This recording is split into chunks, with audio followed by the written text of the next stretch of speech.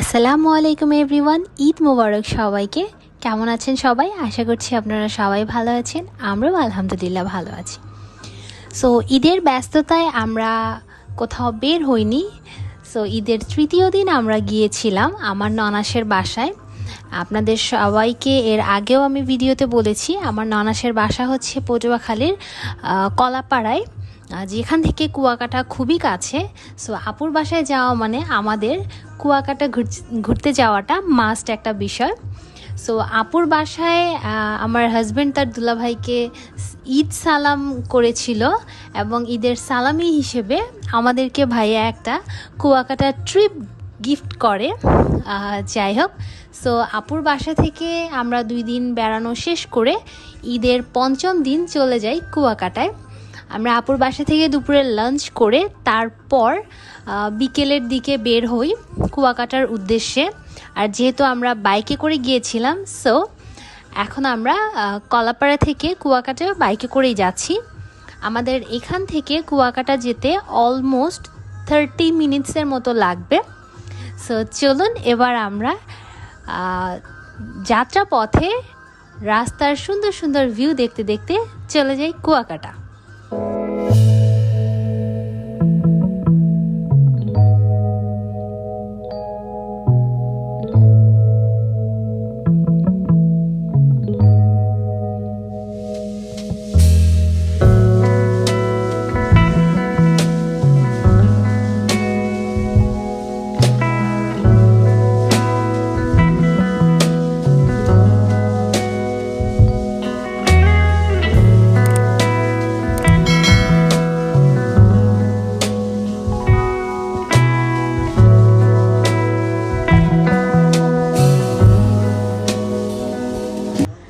দীর্ঘ 35 minute journey করার পর ফাইনালি আমরা কুয়াকাটায় এসে পৌঁছে যাই।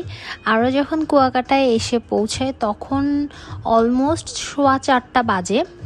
আর এসে আমরা প্রথমে ঘুরে ফিরে সব রিসোর্টগুলোতে দেখলাম কোথায় ওঠা যায়, কিন্তু আশেপাশের কোনো রিসোর্টই রুম ফাঁকা ছিল না। আসলে ঈদের একটা ভিড় ছিল কুয়াকাটায়। সো ঘোরাঘুরি শেষ করে আমরা চলে আসি ওশান ভিউতে। ওশান ভিউটা শিকদার রিসোর্ট অ্যান্ড ভিলারই আরও একটা রিসোর্ট, শিকদারদেরই আরেকটা রিসোর্ট। কুয়াকাটায় শিকদারদের এই ধরনের 3 থেকে 4টা রিসোর্ট রয়েছে। সো আমরা ওশান ভিউতে এসে যখন কথা বললাম তখন তারা আমাদেরকে বলল তাদের একটা রুমই ফাঁকা রয়েছে, যেটা হচ্ছে গিয়ে একটা ফ্যামিলি রুম ছিল, যে রুমটাতে 2টা বেড রয়েছে। কিন্তু আমরা তো 2জন, সো আমাদের এত বড় রুমের প্রয়োজন নেই। কিন্তু কোনো অপশনও ছিল না, যেহেতু আমরা কোথাও রুম পাচ্ছিলাম না। আর এখানে অলমোস্ট আরেকটা ফ্যামিলি রুমটা বুকিং করে ফেলেছিল, আর আমরাও এখানে ওয়েটিংয়ে ছিলাম। তারা এখনও এসে পৌঁছাননি বিধায় তা এখানে রিসোর্টে আমাদেরকে বলা হয়েছে আপনারা কিছুক্ষণ ওয়েট করেন, আমরা দেখছি বিষয়টা কি করা যায়। সো আমাদেরকে এখানে চা দিয়ে ওয়েট করানো হয়েছিল। আর এই ভাইয়াটা আমাদেরকে অনেক হেল্প করেছে। আমরা অনেকক্ষণ ওয়েট করার পর ফাইনালি রুমটা পেয়ে যাই। আরেকটা ফ্যামিলি যাদের আসার কথা ছিল তারা আসেনি, তাই বিধায় আমরা রুমটা কনফার্ম করে নিই। যেহেতু কোথাও কোনো রুম ছিল না, তাই ভাবলাম যেটা আছে সেটাই নিয়ে নিই। সো এখানে ফর্মালিটিস কমপ্লিট করা হচ্ছে। ফর্মালিটিস কমপ্লিট হলেই আমরা রুমে চলে যাব।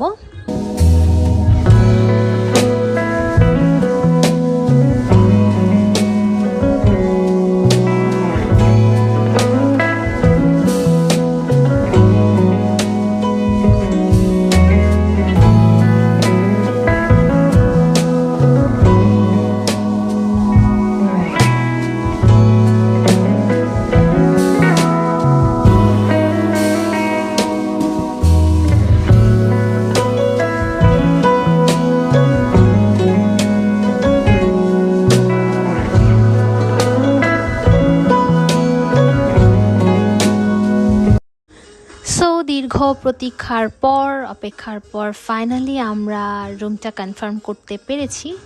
সো এখানে আবিদ ওর চাটা দেখে লোভ সামলাতে পারছিল না, ওর চা খুব পছন্দ। সো বলছিল লিফট নিচে আসতে আসতে আমি একটু চাটা ফিনিশ করি। আর আমি যেহেতু চা পছন্দ করি না, সো আমার তো চা খাওয়ার প্রশ্নই আসে না। যাই হোক, এই তো এখানে ও চা খাচ্ছে আর আমি ওয়েট করছি। আমাদের লিফট চলে এসেছে, সো এখন আমরা চলে যাব রুমের দিকে।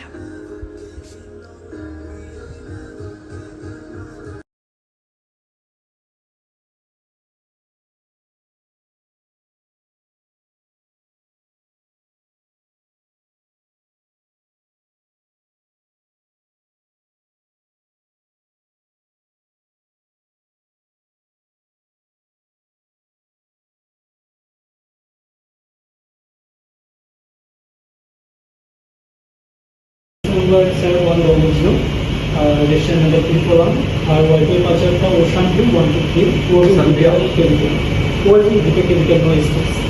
Okay. No problem, sir. On double zero sure. Thank you ভাইয়া, আর একটু এয়ার ফ্রেশনারের ব্যবস্থা করুন। হ্যাঁ, so here is our room. As I said before যে আমরা একটা ফ্যামিলি রুমে উঠেছি, যেখানে সব কিছুই ডাবল ডাবল, বেড থেকে শুরু করে এভরিথিং 4 পার্সনের জন্য ছিল। সো এবার আমি একটু রুমটা ঘুরে ঘুরে দেখিয়ে দিব। এই তো এখানে একটা কাবার্ড ছিল, যেখানে বিশাল বড় একটা মিরর ছিল। অ্যান্ড এই তো টিভি, 4টা পানির বোতল, তারপর এখানে 2টা বেড ছিল যেখানে 4 জন পার্সন থাকতে পারবে। অ্যান্ড ওয়াশরুমটা একটু দেখিয়ে দিই। এই তো ওয়াশরুমটা হিউজ একটা ওয়াশরুম ছিল। এখানে ছিল dental kit, soap, body lotion, shower gel, shampoos, পেছনে টাওয়েল ছিল। আর এই তো বাথটাব। আর এই তো আমরা।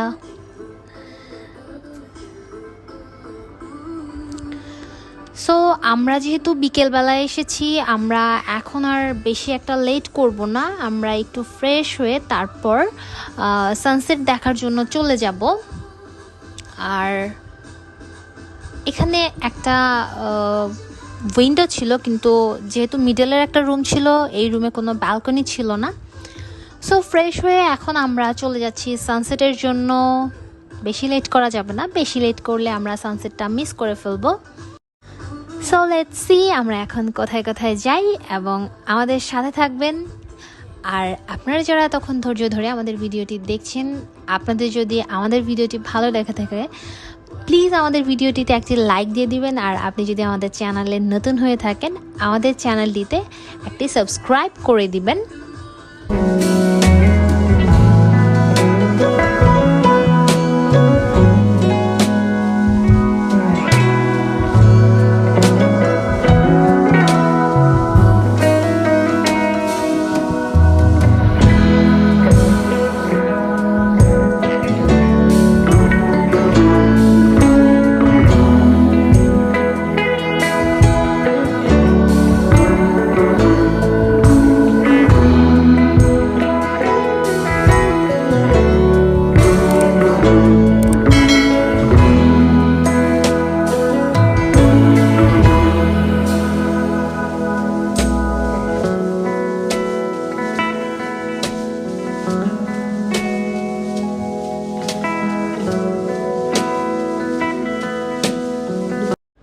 সো রিসোর্ট থেকে বের হয়ে আমরা চলে এসেছি বিচের পশ্চিম পাশে। এখানে একটা জায়গায় নেমে আমরা কিছুক্ষণ একটু চারপাশের পরিবেশ দেখছিলাম, সমুদ্র দেখছিলাম। আর আমি বলছিলাম যে আমাকে এখানে কিছু ভিডিও করে দাও, কিছু ছবি তুলে দাও।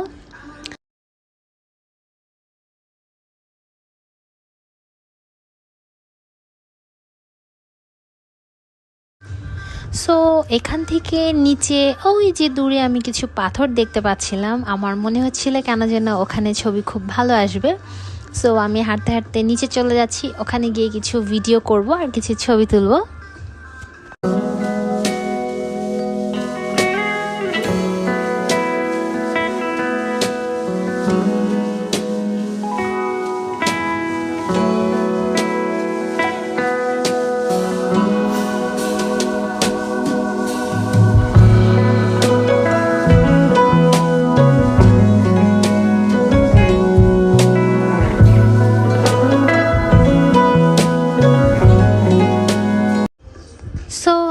আমরা সূর্যাস্ত দেখার জন্য সূর্যের পথ ধরে ধরে চলে যাব আরেকটু দূরে, যেখান থেকে সূর্যাস্তটা আরেকটু স্পষ্টভাবে উপলব্ধি করা যায়।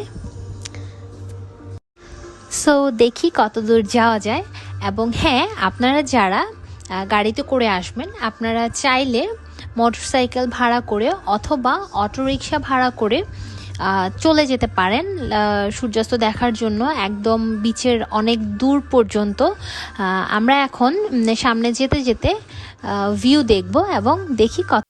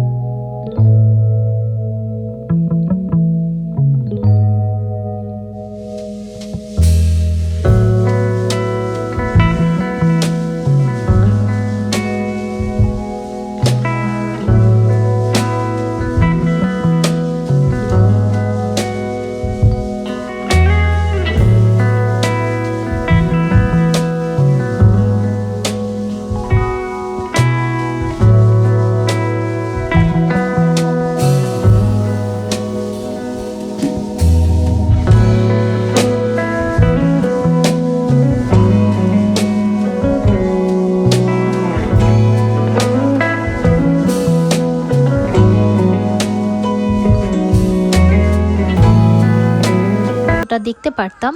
কিন্তু কেন যেন মনে হচ্ছিল যতটা পশ্চিমে যাব সূর্যাস্তটা দেখতে আরও বেশি আকর্ষণীয় লাগবে, আরও বেশি ভালো লাগবে। তাই চিন্তা করলাম যে দেখি কতদূর পশ্চিমে যাওয়া যায়।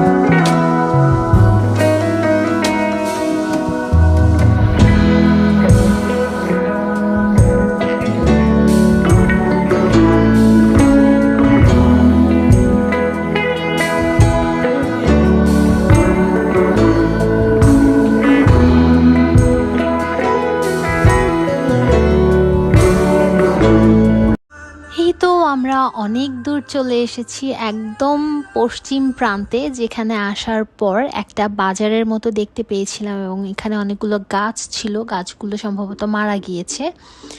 আর এই তো কিছু নৌকা রাখা ছিল। সো এখন এখানে আমরা একটা জায়গায় বাইকটা রেখে তারপর নেমে সূর্যাস্তটা উপভোগ করব এবং কিছু ছবি এবং ভিডিও ক্লিপস নিয়ে নিব মেমোরি হিসেবে।